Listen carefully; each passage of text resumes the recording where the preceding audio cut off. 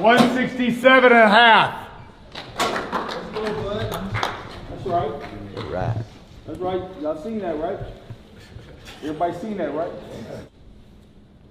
167 and a half. Let's go, bud. 167 and a half. Right. That's right. Y'all seen that, right? Everybody seen that, right? It's going down like a plane crash. A lot of people going to be crying come September 13th, and few people going to be celebrating. I'm telling you right now, if you never seen a Saiyan go Super Saiyan, make sure you are tuning in on Saturday night, because that's exactly what Crawford is going to do. He's going to go Super Saiyan on Canelo ass. Canelo, on the other hand, he's in the best shape of his life. On the other hand, Crawford looks great. I see a lot of people worried. They said Crawford is out of shape. They said Crawford broke his shoulders. I mean, they want Crawford to pull out of the fight pretty much. They don't want to see Crawford go Super Saiyan on Canelo. That's what I believe. But I got bad news for y'all. It's too late. The good news, though, is the fact that we gonna get the best version of Canelo Alvarez. According to his trainer, this is the best version of Canelo Alvarez ever, physically and mentally. Here is exactly what Eddy Reynoso had to say. Check it out. Eddy, I've been wanting to ask you this for a while. Canelo has been one of the most skillful counterpunchers his whole career.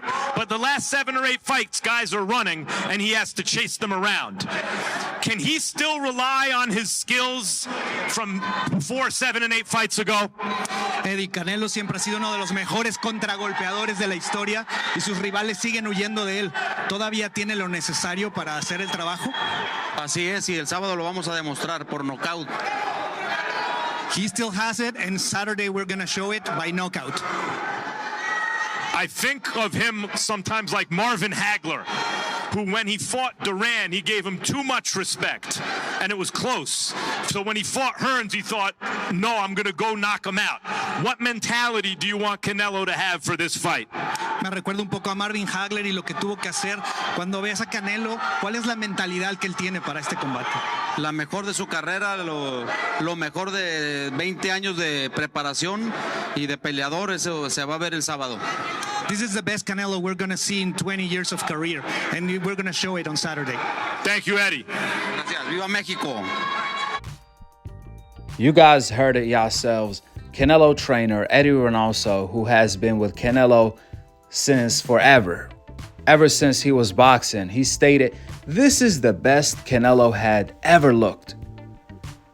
Better than when Canelo took steroids and fought Gennady Golovkin. Canelo is looking better than that. That's what Crawford has to face, moving up pretty much 3 weight classes since he only had 1 fight at 154. Canelo has all the advantages. Canelo is fighting twice a year. He's more active. Crawford is fighting barely once a year. Canelo is 4 years younger than Crawford. Canelo is 3 divisions bigger. Canelo will have the fans cheering for him and booing Crawford. They will cheer him fainting Crawford and ignore Crawford landing punches. Canelo will have the referee helping him out. He will have the commentators being racially biased to him, more importantly, by brainwashing the public to believe in what they are hearing instead of what they are seeing. That's what maximum hypocrisy Kellerman does best. So be on the lookout for that. Last but not least, we can't forget about the biased judges that's always robbing Canelo opponents. In fact, 2 of the judges that's going to be judging this fight were judging the Bivol fight when Canelo fought him, and they scored that fight 115 to 113. They gave Canelo 5 rounds, even though Canelo didn't win a round. How, Sway? How? That's what they are going to be doing to Crawford. Crawford is literally going up against all odds. That's why I said he only has the one in his corner, and that's God. That's about it, which that's more than he needs.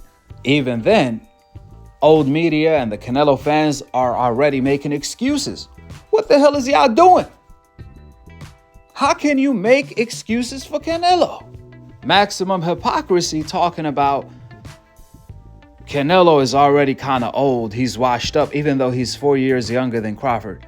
This is the same guy who said Canelo was too young when he lost to Floyd. What?